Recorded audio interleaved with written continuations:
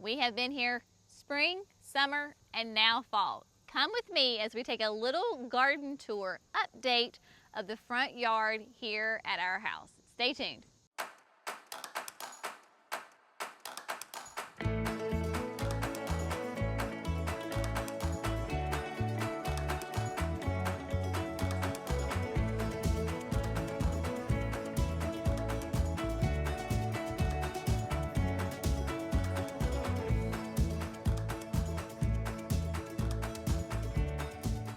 Hello friends, welcome to Gardening with Creekside. I am Jenny, and today we are back here at the front of our house, and we thought it would be fun to give you a little bit of an early fall tour of this space because you have seen this bed develop since way back in the springtime. If you will remember, we planted this bed with one vertigo grass, lots of Diamond Mountain euphorbia, some Super Tunia Bordeaux, and then of course the lemon coral was here from last year. It is now, we are well into September, and this is what the bed looks like now. A little bit's changed since we were first here in, gosh, what was that, April, May? Now when we did the summer, I don't know what to say about this grass other than vertigo grass lives up to its name. I mean, look at this. I am 5'2", 5'3" on a good day, and vertigo grass will get, it says 4 to 8 feet tall, so she's well past her 4-foot mark, and she is clearly on her way to the 8-foot. This is one plant. It started out as just a nice gallon size grass. This is from Proven Winners, of course. All these are from Proven Winners. It is the largest purple fountain grass that they make. Nice, big, wide leaves on it. Just gorgeous. Loves the sun. Now, I will tell you that this grass is the only thing in this bed that is on a dripper, because several years ago when Jerry ran irrigation for me for the front porch, I did have a pot on the corner of the house, and so we had a dripper run into that pot. The pot is gone, so I just took that dripper and put it over here on the grass. So it has been getting water once a day for maybe 20 minutes a day. So clearly she is doing great.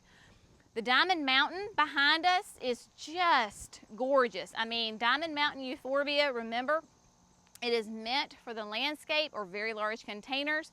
It is doing really well. I mean, I space these out every 10 inches. Just massive. Has gone up, it's going out. It is just filling in gloriously. I did just this week pull out the Bordeaux.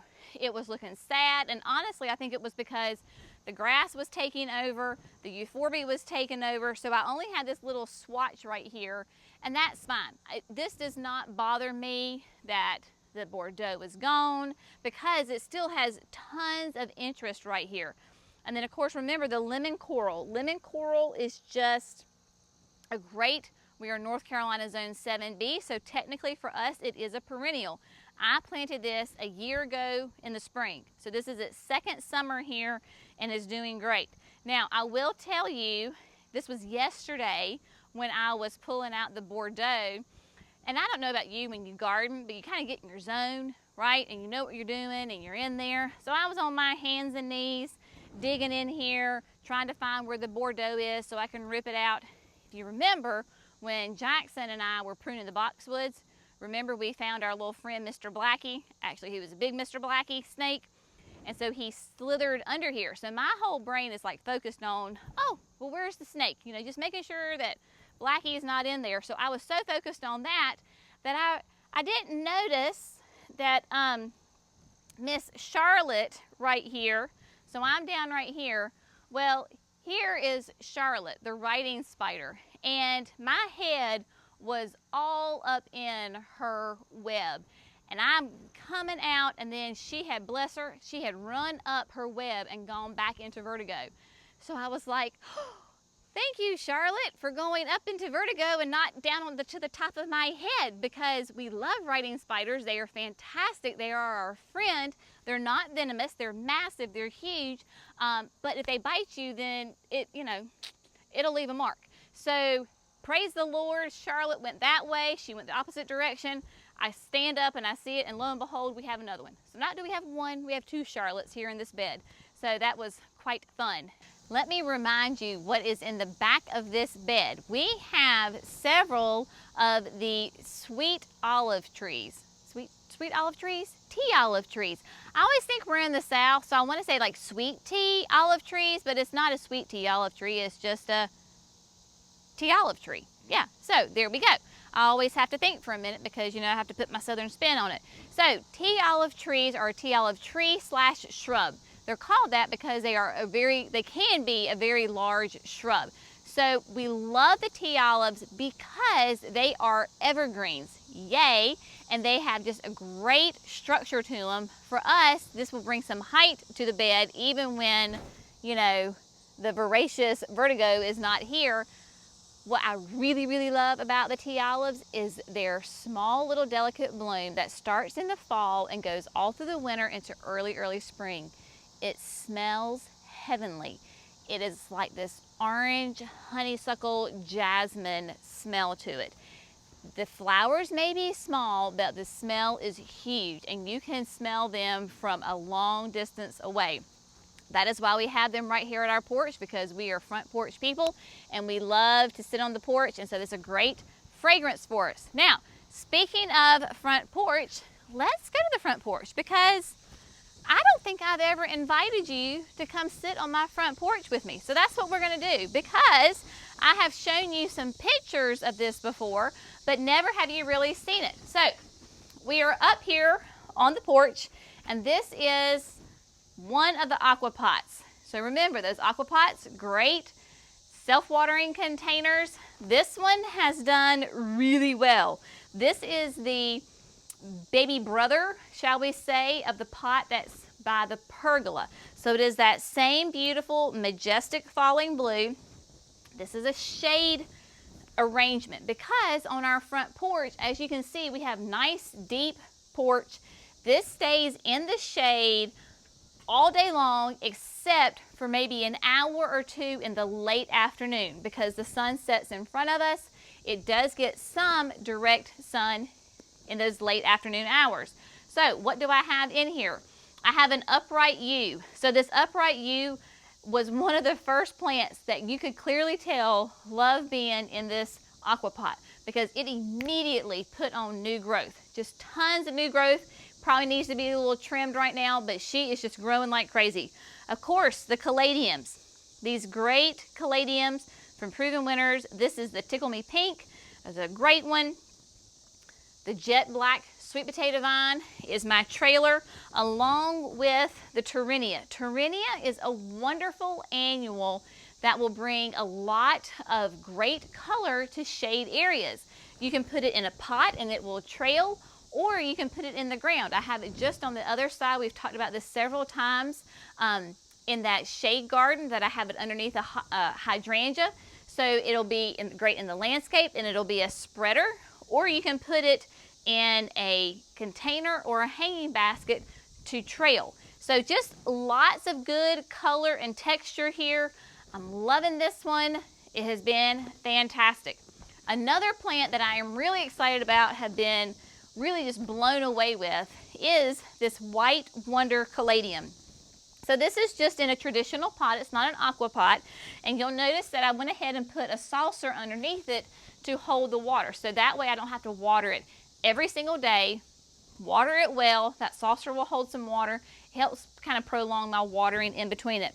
This White Wonder has just got gorgeous color to it. Love both of these caladiums. Will be sun or shade. So doesn't matter where you put them, sun, shade, in between, they will thrive. Caladiums are fantastic for our southern climate because they love it hot and humid. So they love those humid nights. They do fantastic. In fact, they actually thrive in the humidity here. So again, yay for something that actually thrives in our heat and humidity. There is another AquaPot that we have down here on the end, and it has some caladiums in it also, and it has an angel wing begonia. So we're kind of continuing with the whole blue theme and the different caladiums. This one, of course, I should have looked at my tags before I got on here. This is Scarlet Flame. Scarlet Flame, caladium, doing really well. Just another great. So if you are looking for foliage and interest, but low maintenance with no bugs, then you cannot go wrong with caladiums. So the thing about caladiums though is that they do not like to have any kind of cool weather. They are definitely a hot weather plant. Now, speaking of hot weather, you may be going, Jenny, what is wrong with your yard? It looks terrible. I know, it does. But like I tell my kids, sometimes you gotta make it look bad to make it look good. So that's what we're doing.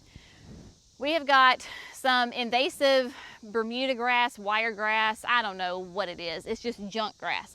We have fescue. That is not fescue. So it has been sprayed. The yard has been sprayed. As you were walking through here, you might see some funky looking colors. That is all of the weeds in the yard that do not belong here. We've talked about that we're going to do a grass video. This is part of that grass series. So I'm just letting you know why our grass looks funky right now.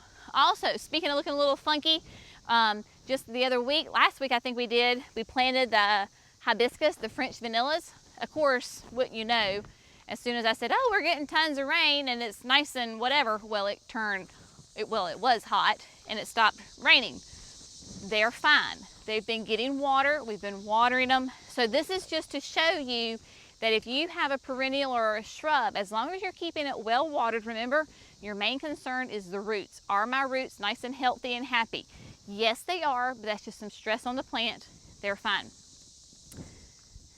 Last place that we're talking about here. Again, we have been here before. Wanted to show you though, again, the Supertunias kind of petered out in that late heat of the summer. I pulled them out. You would never know that they were here because the Truffula Pink Gomphrena is in all her glory right now. She is just in mass, just growing and happy. The butterflies have been all over her. We're getting to be dusk, so the butterflies are going to bed, so they're not here right now. But it is just doing great. The purple fountain grass is doing fantastic. The crepe myrtles are blooming. The azaleas have started to put on some new flowers, but we just love, I mean, look at this. This is the cherry mocha. This bed kind of turned into a pink bed. I didn't really plan it that way. I mean, I guess I should say, oh yes, I totally planned it. I didn't, but that's all right.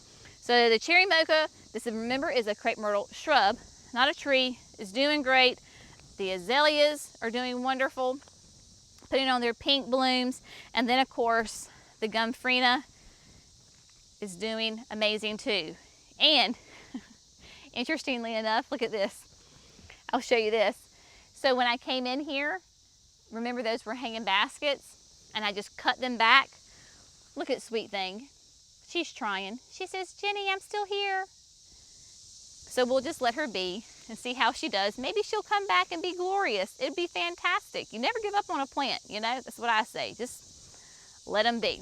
Anyway, hope y'all have enjoyed this little tour of our front yard. Y'all have a fantastic day. If you've not already subscribed to Gardening with Creekside, please do so. We would love to have you part of our family. Y'all have a great day. See you next time. Bye.